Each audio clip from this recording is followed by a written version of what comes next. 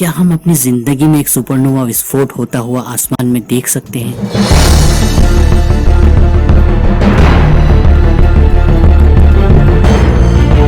चार 400 साल बाद भी सुपरनोवा का मलबा तेजी से स्पेस में चारों ओर फैल रहा है।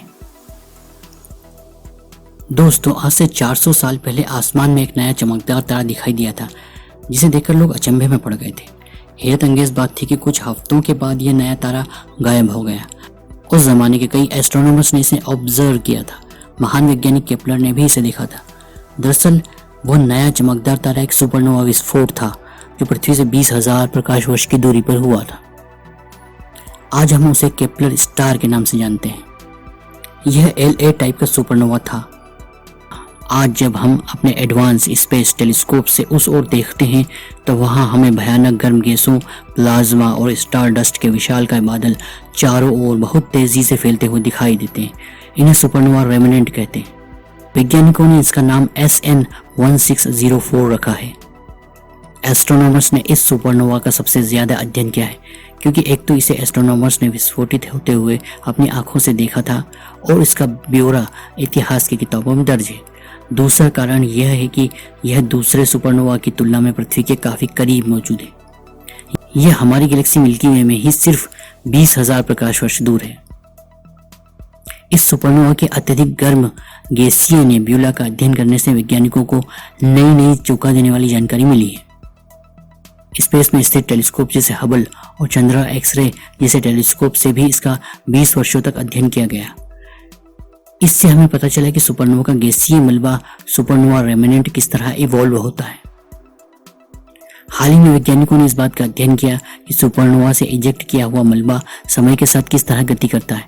उन्होंने पाया कि इस गर्म प्लाज्मा के मलबे में गांठें, नॉट्स बन गई हैं, जो बहुत तेज गति से चारों ओर फैल रही हैं। इनमें से कुछ नॉट्स तो 10,000 किलोमीटर प्रति सेकंड की रफ्तार से फैल रही है। वैज्ञानिकों ने ऑब्जर्व किया कि एक्स्ट्रा गैलेक्टिक सुपरनोवा के ठीक बाद भी लगभग इतनी ही स्पीड से प्लाज्मा रेमिनेंट चारों ओर फैलता है। इसका मतलब यह हुआ कि 400 साल के लंबे अरसे के बाद भी प्लाज्मा की रफ्तार कम नहीं हुई। ऐसा क्यों हुआ? क्यों इसकी गति 400 सालों से भी कम नहीं हुई? वैज्ञानिक कहते हैं कि इस सुपरनोवा से निकली भयानक शॉकवेव ने चारों ओर का स्पेस दूर दूर तक खाली कर दिया। इस तारे के आसपास जो इंटरगैलेक्टिक स्टेलर गैस के बादल थे, उन्हें दूर दूर तक धकेल दिया। इस स्टडी से एक महत्वपूर्ण जानकारी और पता चली कि सुपरनोवा किस तरह दूर दूर तक स्पेस में स्टार डस्ट, भारी तत्व फैला देते हैं। और यह स्टार डस्ट इतनी महत्वपूर्ण, इतनी खास क्यों होती है? सूर्य, पृथ्वी और सभी एलिमेंट्स, यहाँ तक कि हम सभी इंसान स्टार डस्ट के बने हुए हैं। जटिल तत्वों जैसे कार्बन, ऑक्सीजन, नाइट्रोजन आदि का निर्माण केवल सुपरनोवा विस्फोट के दौरान ही होता है। आप ये जानकर सोच में पड़ जाएंगे कि हमारा शरीर जिन तत्वों से मिलकर बना है, वह लगभग 2 से 3 सुपरनोवा की स्टेज से होकर गुजरे हैं। पहले एक स्टार में सुपरनोवा विस्फोट हुआ, जिसने एक गैसीय नेबुला और कुछ भारी तत्वों का निर्माण किया। फिर यह नेबुला सिकुड़ कर एक स्टार बनी। फिर इस दूसरे स्टार में सुपरनोवा विस्फोट हुआ और इस बार ज्यादा जटिल एलिमेंट्स और धातुओं का निर्माण हुआ।